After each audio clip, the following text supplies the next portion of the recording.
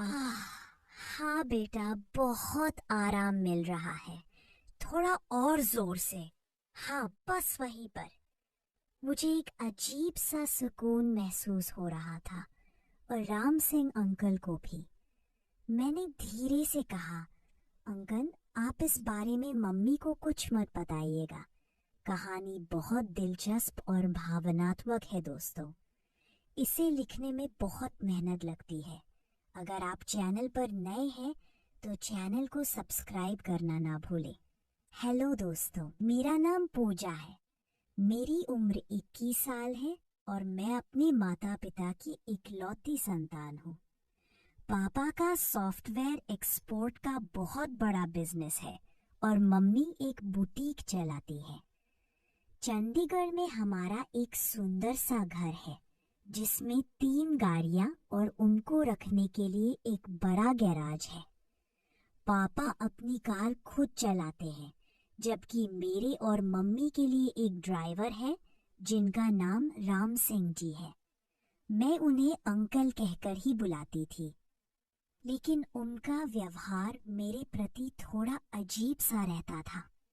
मैंने हाल ही में अपनी बीकॉम की पढ़ाई पूरी की थी और मेरा एमकॉम का एंट्रेंस एग्जाम भी अच्छे नंबरों से पास हो गया था। मुझे शहर के एक नामी कॉलेज में एडमिशन मिल गया। कॉलेज घर से लगभग 10 किलोमीटर दूर था, इसलिए मैं अक्सर सिटी बस से ही आना जाना करती थी। कॉलेज में लगभग सभी लड़के और यहाँ तक कि कुछ प्रोफेसर भी मुझसे दोस्ती करने की फिराक में रहते थे। मेरे पास हमेशा से एक अच्छा स्मार्टफोन था और मुझे नए लोगों से मिलना जुलना पसंद था। हमारे ज्यादातर प्रोफेसर की उम्र 45 से ज्यादा ही थी। ये बात उन दिनों की है जब हल्की हल्की ठंड शुरू हुई थी। मैं कॉलेज जाते समय जीन्स, टॉप और ऊपर से एक श्रग या डेनिम जैकेट पहन लेती थी। क्लास में एक बेंच पर 2 ही स्टूडेंट्स बैठ सकते थे। मैं हमेशा पहली बेंच पर खिड़की वाली सीट पर बैठती थी। हमारे एक इकोनॉमिक्स के सर थे जो रोज पहला लेक्चर लेने आते थे। वे हमेशा क्लास में मेरे पास खड़े होकर ही लेक्चर देते थे। मैं तो ऐसे दिखावा करती जैसे मुझे कुछ पता ही नहीं, पर मन ही मन इस स्थिति का आनंद भी लेती थी। कभी कभी सर कुछ ज्यादा ही करीब आ जाते थे, लेकिन बड़ी चतुराई से अपने हाव भाव छिपा लेते थे। कुछ दिन ऐसे ही चलता रहा। मुझे इस खेल में मजा आने लगा था। एक दिन सर ने मुझे देखते हुए पूरी क्लास को सुनाते हुए कहा, आज मौसम काफी गर्म है, मुझे तो गर्मी लगने लगी है। ऐसा कहकर सर ने अपना कोट उतार दिया। उन्हें देखकर क्लास के कुछ लड़कों ने भी अपनी जैकेट उतार दी, पर मैंने नहीं उतारी। सर की आंखें मुझ पर ही टिकी थी। फिर मैंने भी कहा, हाँ सर, गर्मी तो लग रही है, और अपनी जैकेट के बटन फोड़े से खोल दिए। अब सर का ध्यान पढ़ाने से ज्यादा मुझ पर था। तभी सर ने जानबूझकर अपना पेन मेरी बेंच के पास गिरा दिया। जैसे ही मैं पेन उठाने के लिए नीचे झुकी, सर मुझे घूरने लगे। मैंने तुरंत पेन उठाकर सर को दिया और ये सब गलती से हुआ, ऐसा नाटक करते हुए अपनी जैकेट के बटन ठीक से बंद कर लिए। मैंने ये सब इतने स्वाभाविक तरीके से किया कि सर को लगा कि जो भी हो रहा है एक संयोग है। खैर, ये सिलसिला काफी समय तक चला, लेकिन मैंने बात को आगे नहीं बढ़ने दिया। सर भी यही समझते रहे कि ये सब अनजाने में हो रहा था। इस बीच सर को यह पता चल गया था कि मैं सिटी बस से आती जाती हूँ, तो वो मेरा पीछा करने लगे। अब कॉलेज के बाद ऐसा होने लगा कि जिस बस से मैं घर जाती, उसी बस में सर भी सवार हो जाते। अगर सीट खाली मिलती तो मेरे बगल में बैठ जाते और अगर भीड़ होती तो मेरे आसपास ही खड़े रहते। पर उन्होंने कभी कोई गलत हरकत करने की कोशिश नहीं की। एक दिन कॉलेज के बाद हम दोनों बस स्टॉप पर खड़े थे। बस आई तो उसमें बहुत ज्यादा भीड़ थी। सर बोले, पूजा, तुम किसी तरह चढ़ जाओ, अगली बस का कोई भरोसा नहीं। जैसे ही मैं बस के दरवाजे पर पहुंची, सर ठीक मेरे पीछे थे और धक्के मुक्की में हम दोनों बस में चढ़ गए। भीड़ के कारण सर मेरे बहुत करीब खड़े थे। बस के झटकों से उनका शरीर मुझसे टकरा जाता था। मुझे यह सब बहुत अजीब लग रहा था, पर मैं कुछ कर भी नहीं सकती थी। मैंने पीछे मुड़कर सर को गुस्से से देखा तो वो थोड़ा असहज होकर पीछे हट गए। कुछ हफ्तों बाद पता चला कि सर का ट्रांसफर किसी दूसरे शहर में हो गया है।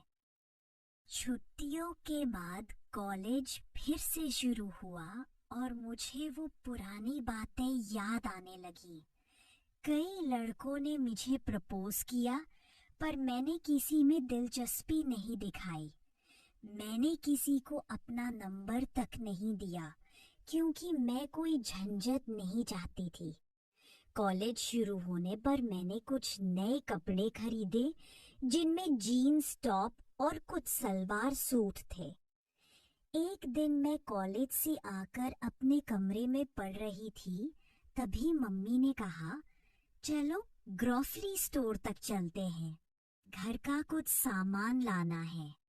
मैं तैयार होकर अपना पर्स लेकर नीचे आ गई।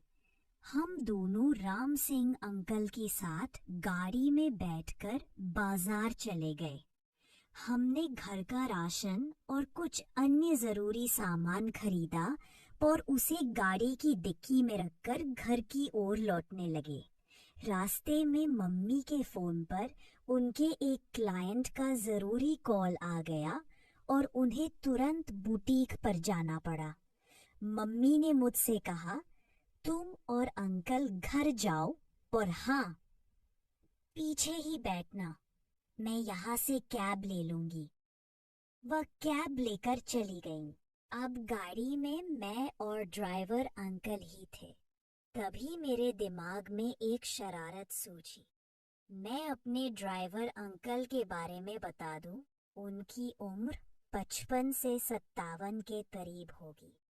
वह मुझे बेटिया कहकर बुलाते थे। मेरे मन में ख्याल आया कि क्यों ना अंकल से गाड़ी रुकवाकर आगे की सीट पर बैठ जाऊं।